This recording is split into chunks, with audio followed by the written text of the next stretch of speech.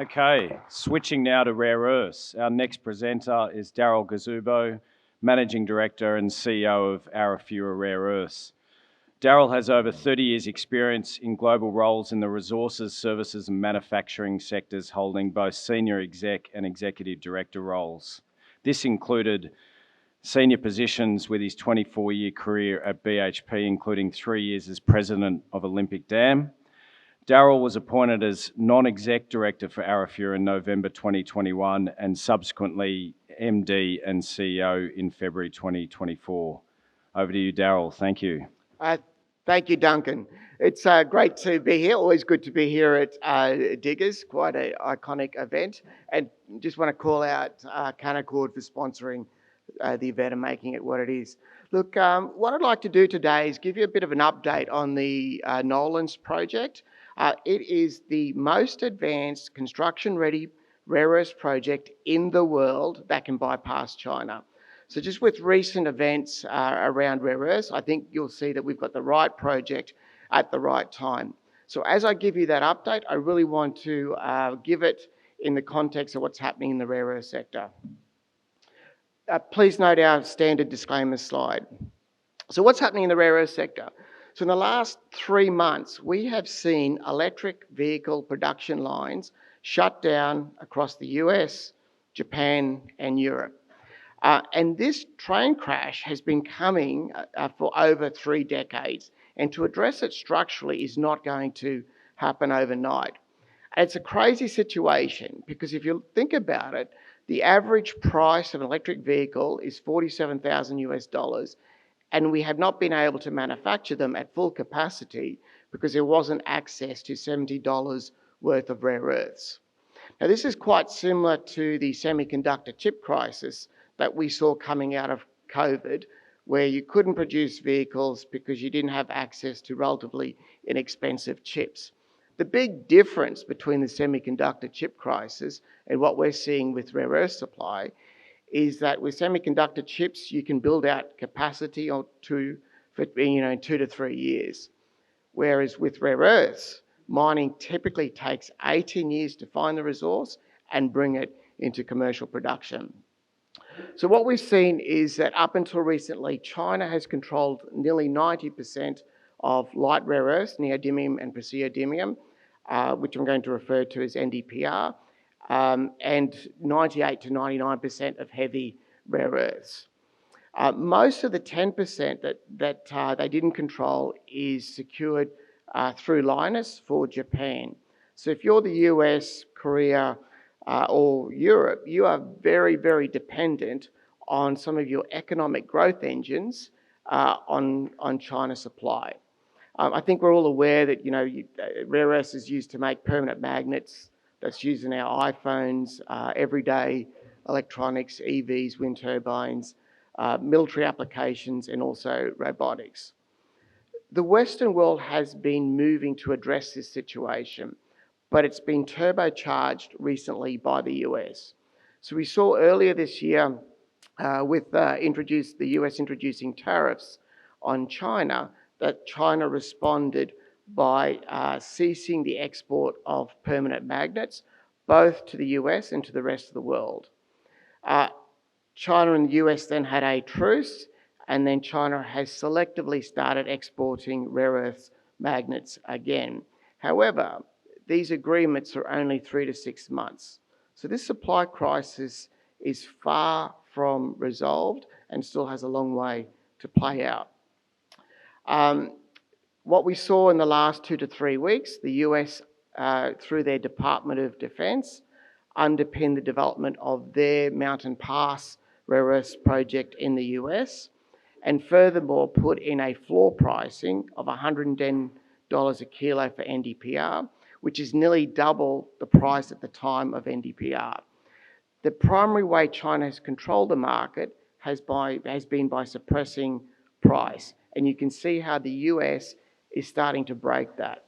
Furthermore, in just the last week, we've seen Benchmark Minerals Intelligence establish a functioning NdPr index.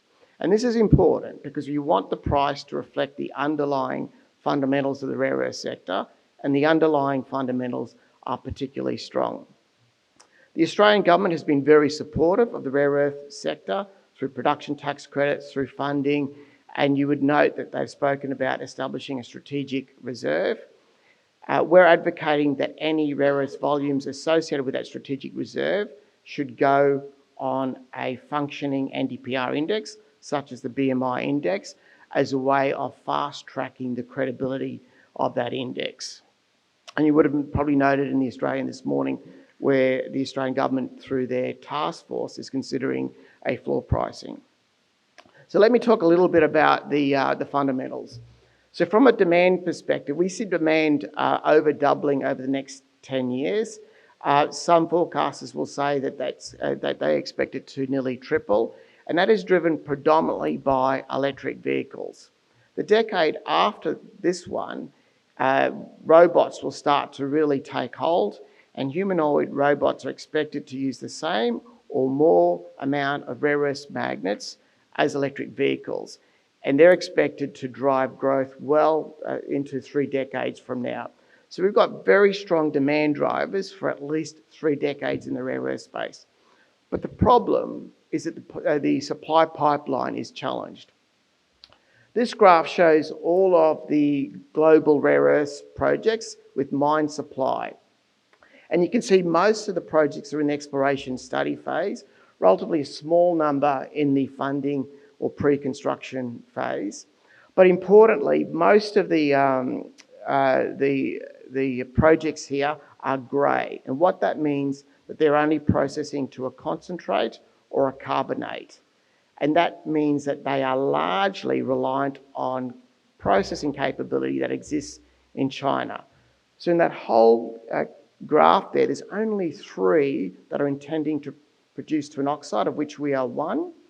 And we are the most advanced. We're the only one that can go into construction in a matter of months. We're the only ones that can actually produce and bypass the China supply chain. The other thing I want to point out is you see the 2 producers, the Mountain Pass and Lynas, and their market cap reflects the rare earth fundamentals. Phase 1 production at Arafura would be about 2/3 of their current volume. So you can see we have significant upside as we push through the funding risk and the project execution risk. Our strategy has been to be mine to oxide. Now let me explain why.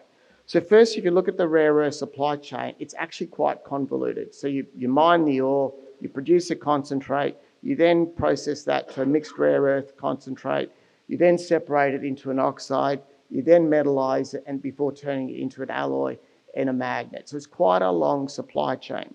So this whole supply chain needs to be built out where it's not so reliant on China. So where do you start? So we've said it's important to have mine supply. One, because it takes 18 years on average to get a mine up. And if you don't have mine supply locked in, you end up with a stranded asset. But the second thing is if you look at rare earths, they're invariably found with radionuclides, whether that's uranium, thorium, actinium, etc. And those radionuclides largely only come out in the last, or in the separation, in the oxide step. So from the oxide onwards, it's clean from a radiation perspective. So what that means is if you're producing a concentrate or a carbonate, you're relying not only on the party to have that capability to process, but be able to receive, process, and dispose of waste that has elevated radiation levels. So for this reason, we have gone to the oxide. So one, we can bypass China's supply chain, and it's off the back of that we've been able to lock in binding offtakes. But we can also say everything that leaves our site is clean from a radiation perspective. And we're the only ones that can say that. That can move into construction in a matter of months. So a little bit about our project. So the Nolans project is 135 kilometres north of Alice Springs. We can tap into existing infrastructure. We're just next to the Stewart Highway, the railway line that runs to the Darwin port. We sit on a very large ore body. It's open at depth at 400 metres. The first 200 metres is a 38-year mine life of phase 1. Phase 1 would see us produce 4,400 tonnes of NdPr, which supports about 4 to 4.5 million electric vehicles. Phase 2 up to 10,000 tonnes, about 10 million electric vehicles. And we want Phase 2 to become a processing hub. Not only does that present us a growth vector, but we think more than anything else it will unlock the rare earth sector in Australia, because other rare earth projects only need to go to a concentrate. So if you look at the first one there, the concentrate producer, we can take that product and we can be the bridge between their concentrate product and a non-China market. Importantly, we also produce in Phase 1 144,000 tonnes of high-grade phosphoric acid. That's important because as a byproduct and the reduction in reagents, it pushes us way down to the bottom of the cost curve. And that's just, we're fortunate because we've got a phosphate-hosted ore body. We're construction ready, so we have all of the approvals, we've done the engineering, we've got the management team, we've got the board. We've spent over $40 million on getting the site ready, 10 kilometres of roadways, 26 kilometres of pipeline, we've got the camp facilities. So as we secure the last step, which is the funding, we can move immediately into main construction.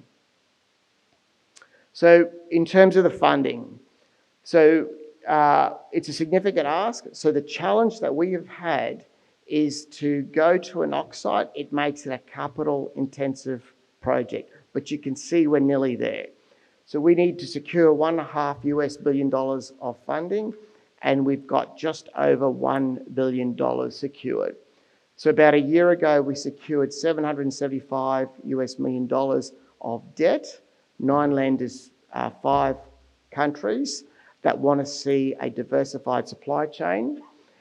With the remaining equity, we want to secure about 60% of that with cornerstone investors. We are tracking well, and with what's been announced today, we've got 50% of that. And once we've got the cornerstone investors, we will then raise the rest from the public market. The other thing I want to point out is on the top right-hand corner is completion support. So we also have in the debt stack secured $280 million of completion support.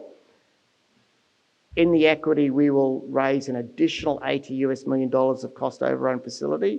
And what's included in the $1 billion that we already have is $70 million of lenders contingency. So if you add that all up, we have nearly $430 million of completion support and contingency above your normal project-wide contingency. We have done that intentionally to lower the risk for both lenders and investors. From an ESG perspective, I would argue, nearly 90% of supply today comes from China. They don't share typically our environmental standards, but more importantly, a lot of their feedstock comes from Myanmar, which don't have our environmental standards nor have our human rights standards. So similar to Lynas, we can present to EV manufacturers a responsible source of rare earths. There's obviously with our 9 lenders, we have quite stringent international requirements around ESG, but there's 3 things that we're particularly focused on because we can have a disproportionate impact. That's supporting the growth of local businesses in Alice Springs, our local employment, including Indigenous employment, but thirdly, we have a clear pathway to net zero, and we're quite fortunate where we're located. As you can imagine, being in the middle of Australia, we've got lots of sun, we've got a lot of wind at night as well. So let me just conclude by summarising the key points. So firstly, the Nolans project sits on a very large ore body. Just the first 200 metres gives us a mine life of 38 years. So it's a scalable ore body. And we announced that we would move into Phase 2 once we started construction of Phase 1. We are construction ready. So we've got all of the approvals we need. We've done the engineering. We've got access to site infrastructure, etc. We will be in the bottom of the cost curve. So we will be below the cost of China production because of the phos acid byproduct credits. and because we don't have to neutralise the waste stream because we produce phosphoric acid. We've got the debt secured, so over, including completion support, over $1 billion of debt has been secured. And we've got binding offtakes with Hyundai and Kia, Siemens Gamesa and Traxys. If you look at the market re-rating that has occurred with the two rare earths producers, Mountain Pass and Lynas, we expect to see a re-rating as we push through the funding risk and the project execution risk. And lastly, we see ESG as one of our differentiators, so that when car manufacturers use rare earth sourced from us, they know that it's been responsibly sourced. Thank you very much for your time. Thanks, Darryl. Great summary of the rare earths market for everyone's benefit. Any questions for Darryl?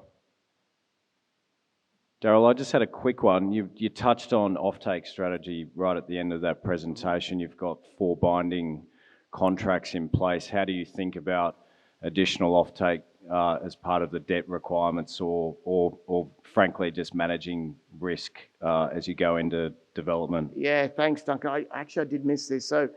So we need 80% of our offtakes locked in for our debt terms, and we need that 12 months or so after FID. We have 2/3 of that locked in with binding agreements. We're using the remaining 1/3 to pull in the cornerstone equity, and we expect to do that as part of the cornerstone equity. Terrific. Thanks. Thank you. Thanks again, Darryl.